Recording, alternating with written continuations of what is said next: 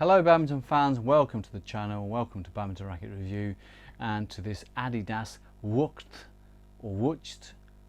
P8 racket review. Now then, we will start with availability and price. So down to price and availability. Firstly, we'll start with availability. The availability of these rackets will be probably in the UK and Europe from August onwards this year.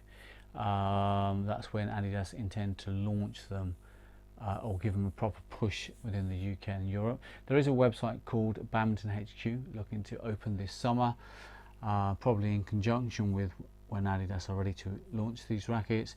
The range is from the Speeder around £45 right up to I think it was 160, just double checking, no sorry, 185 for the Wucht P8.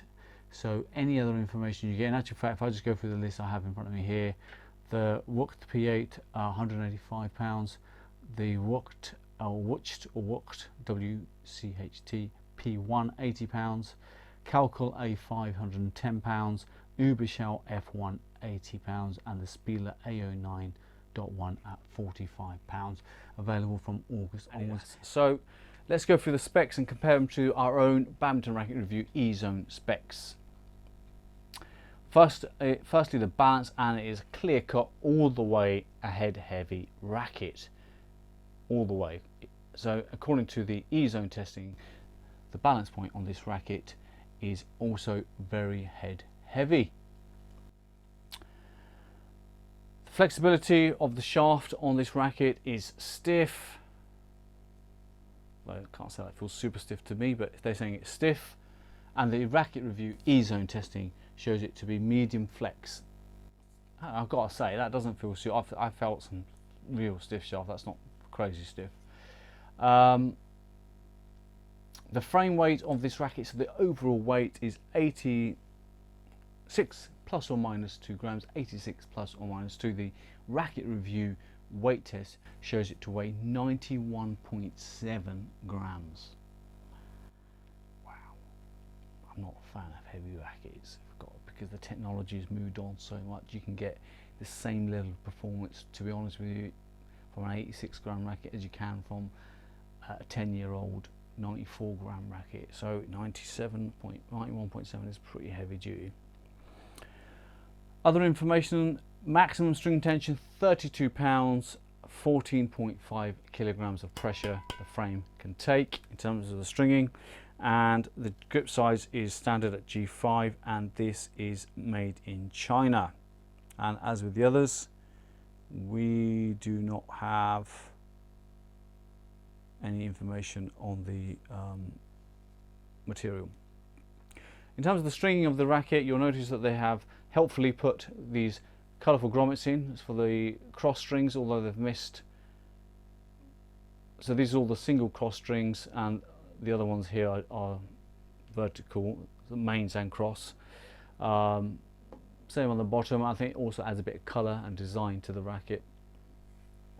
All of them have this sort of the three lines at the top, three stripes. In terms of the design, it's okay. I think they could have done better personally. There's plenty of detailing on the head. You can't see it here, but on the inside of the hair there's plenty of detailing, so they put a little bit of effort into this, and even the stripes have some graphics included in them, so they've gone to some detail. I think they could have chosen different colours to make this more outstanding in terms of design. The print quality throughout the Adidas range is absolutely brilliant. Really good paint job, really good quality production as well. I mean, some of the detailing on this racket is really impressive. Yeah, there's contours here which you can't see on your screen, but there's contours there, and they're well produced. So it's clearly a well produced racket. Design wise, see what you think. Take a look at these close-up images and let us know what you think of the design.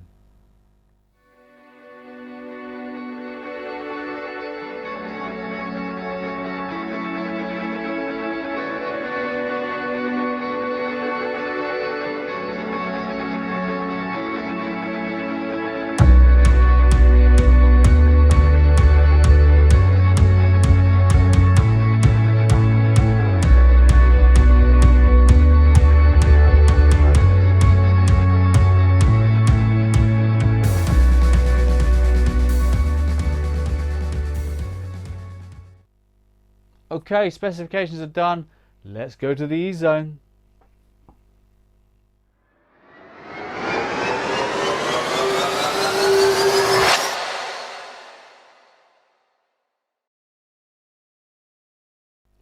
Okay, so before we start our E-zone testing, what do you need to know about how we test our rackets? Well, first of all, we use the same shuttles, the Yonex AS30s on all tests. We re-string all of the rackets with Yonex BG65 at 25 pounds tension, and it's the same player taking all of the shots. Right, now you have some basic understanding of how we test. Let's move on to the smash test. The smash shot that you're seeing here, and for all of the rackets we've tested within Badminton Racket Reviews E-zone, we take generally 6 shots. We take the 2 highest racket shuttle speeds, and we average those to give us a overall speed. If those two readings are not within a certain percentage of each other, we then retake the entire test. This shot measures the shuttle speed coming off the racket head, and also if you go across to the E-zone, you'll see a picture similar to the one you're looking at on the screen now, which accompanies every single racket within the E-zone, so that's nearly 650 or more rackets, with this kind of smash JPEG showing you the racket head speed, the shuttle speed, the distance, and the approximate repulsion of the racket.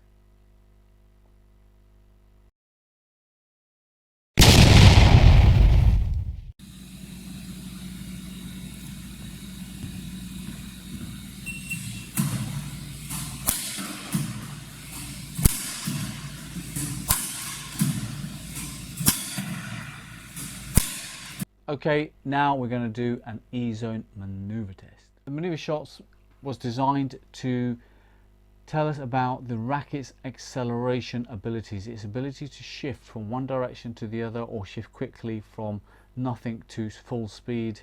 It also tests the racket's aerodynamics. In this test, the player is sitting still with the racket, and once the shuttle is fired, we measure the shuttle speed to ensure we have consistency within the tests, so it's coming at the same speed all the time, or roughly the same speed as much as we can control anyway. And then the player reacts once the shuttle is fired to hit the shuttle, and we are measuring the head speed of the racket during that test.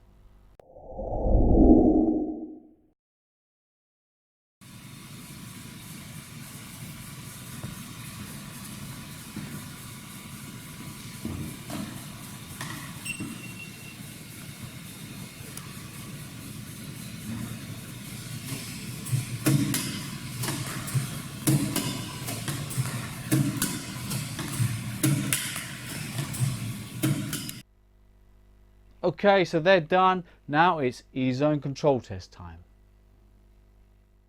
The control test is a simplistic test. We've thought many times if there was any other better way of creating a test where we are focusing on the control of the racket and able to score it, and we so far haven't come up with anything better. So this control test is essentially a test where we have 14 shots taken. You're not seeing all the shots on the control video. We generally film half or less of the shots taken. The green bucket here scores maximum, the grey scores slightly less, and anything in the net or out scores nothing at all.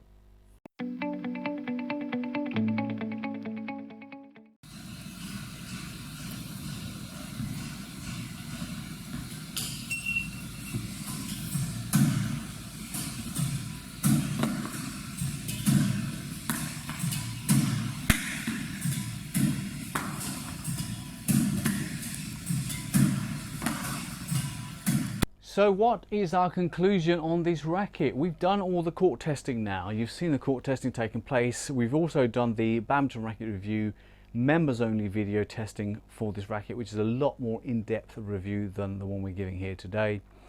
But if you want a quick synopsis of this racket, what I'd say is For those of you who like top of the range, I mean, who doesn't? We all love top of the range rackets, right? Our bottom line is not concerned with who makes the racket or how much it costs.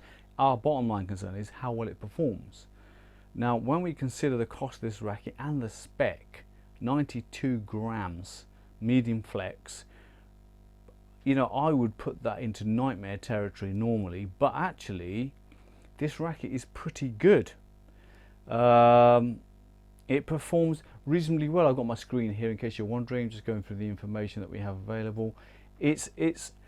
According to our e-zone, it's not the highest scoring racket, but it has a respectable score, and the actual e-zone video testing proved it to be a effective racket given its weight. So what I mean by that is, let's take the Voltric 20DG, some of the Astrox rackets, 3U versions. It definitely is not as good as the Aura Speeds. Take that kind of class of racket, I think Astrox would be its main aim, that sort of range, and they're quite expensive rackets. And to be honest with you, I found this more usable than I found those. The fact that it's medium flex just means a little bit of less pressure on the wrist, on the elbow and the wrist. You know, the shoulder, you feel it slightly less. It actually delivered in areas which you wouldn't expect it to, and certainly the Astrox would not be able to deliver it to. So if you're in a tight position, you're trying to get out of trouble, you need a bit of repulsion, actually it offers that. It can offer, given the spec, it offers a reasonably good power. You will get a reasonably good smash out of this racket. And in all other areas where you expect it to be a nightmare, like defense, driving, it actually was pretty good. So I'm going to say, I can't be as decisive as I normally am, like a thumbs up, a thumbs down. There are certain parts of this racket I think have done better than we ever expected it to. And there are, when you think £150, you really want it to be all round amazing. What it's not great at is getting through the air at speed. So it does feel slow. I think the Astrox rackets are all quicker, Aura Speed way quicker, but the Aura Speeds, in fairness, are a different weight class to these.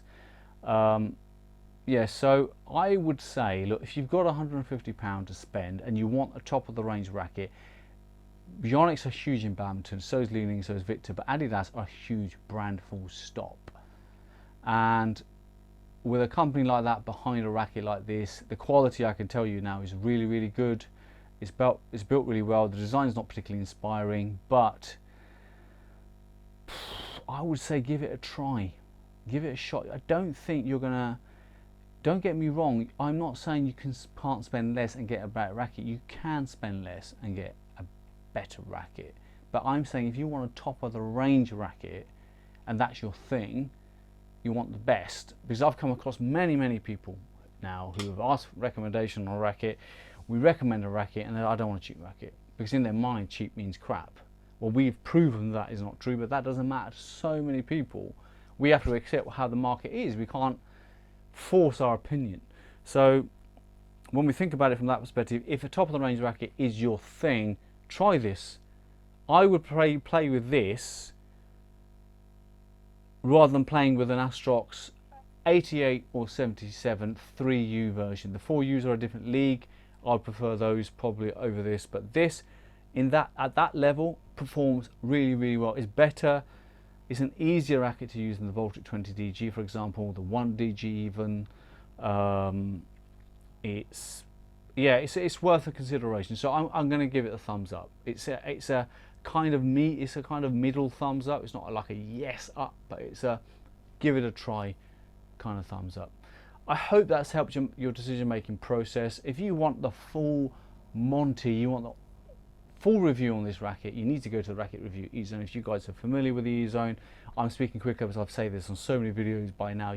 People who are members are probably like, oh my god, shut up.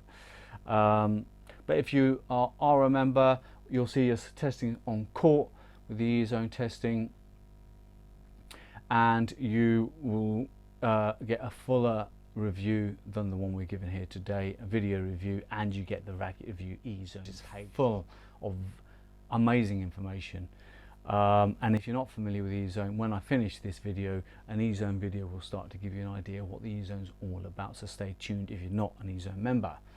For those of you who are, and for those of you who have been, what can I say, amazing supporters, we get so many people now tuning in, Indians, Italians, French, Israelis, Iranians, Canadians, Americans. It's astonishing. It's astonishing, and we're really pleased that so many people have found value in what we're trying to achieve with Badminton Racket Review as a platform.